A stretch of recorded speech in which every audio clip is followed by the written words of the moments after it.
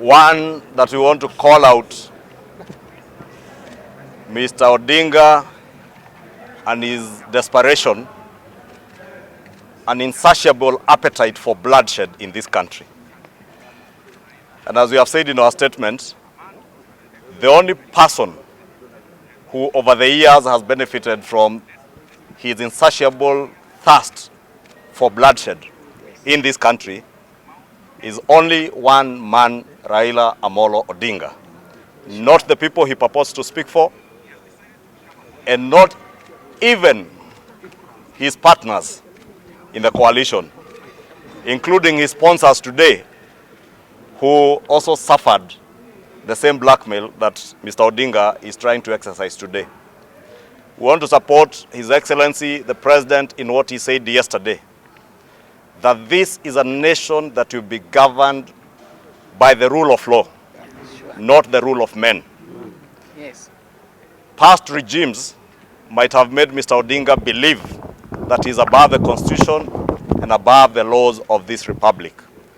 We want to say that the government now has a sacred duty and responsibility to show Mr. Odinga that he is a subject of the Constitution and a subject of the laws of this republic like all other Kenyans. Two, we appreciate that every Kenyan under the Constitution, under the Bill of Rights, has certain rights that are guaranteed to them, including the right to demonstrate peacefully, to picket, to hold processions, but there are ways as to how you do that. You must work with the security agencies to offer you security and escort you. But what we have seen with the Odinga demonstrations over the years have nothing to do with peaceful picketing. And all indications so far, and I'll draw reference to what happened in Kisumu City yesterday. Yes. I also draw reference to the calls by his army of goons that he arms them with guns, as you saw in Kilifi. One of the speakers, as Mr. Odinga sat there cheering and clapping, one of the speakers asking him to now arm them with guns. I don't think anybody needs a gun or to be armed to picket or to hold a peaceful procession or demonstration.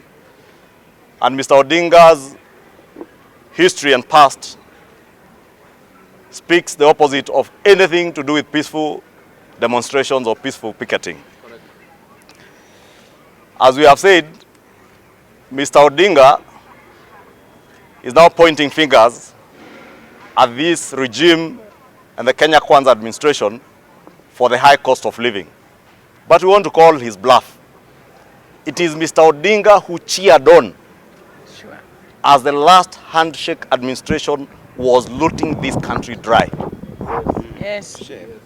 And because I said very soon we shall be naming these people, I want to state categorically that Mr. Raila Odinga was the net beneficiary of the COVID haste, of the fuel subsidy haste, of the telecom haste, and when details come, Kenyans will get to know that the net beneficiary of all the theft under the Kenya Kwanza, the Jubilee handshake regime, the net beneficiary of all the looting was Raila Odinga, plus his sponsors, who are even sponsoring him up to today. We know the desperation for Mr. Odinga, besides the late realization that he may not have the energy and the stamina to run another election, is the desperation to cover up for the theft and outright looting of our economy under the last regime. And we want to promise Mr. Odinga, his sponsors, and his army of goons that the Kenya Kwanza administration, and least of all President William RUTO, shall not be intimidated by any means. The pursuit of those who looted our economy will continue unabated, notwithstanding his demonstrations, the pursuit of those who use their offices to run away from taxation by offering themselves exemptions, tax waivers, and reliefs will continue. And this administration will also continue to work on means and ways of uplifting our economy and improving the cost of living for the Kenyan people, to make life more bearable for the people. And the president has already begun work on that. All these members you see here, you saw them in the National Assembly when others boycott the National Assembly. These members were there yesterday debating the budget policy statement to ensure that we have in place programs that will ensure that we bring down the cost of living to the Kenyan people. That's why we are challenging our colleagues in the Azimio coalition. And most of those in ODM who are now slaves of the Odinga dynasty, please, it is only yourselves who can rescue yourselves. Nobody will rescue you. But we must remind you that the people of Kenya elected you as members of parliament to come and deal with issues and matters that are of concern to them through parliament, not in the streets. And that's why we have said, should you find you have no space in the National Assembly and in parliament as members of parliament and senators, simply quit your positions. Sure. And join the rest of the army of goons asking for arms. But we must also tell them that this government has a sacred duty to ensure that the rule of law reigns in the governance of our country. And we want to encourage the president and all security agencies to spare no effort and no energy to protect lives, protect people's property in Nairobi and outside Nairobi in other cities, so that the unfortunate incidents that happened in Kisumu yesterday do not happen again. Lastly,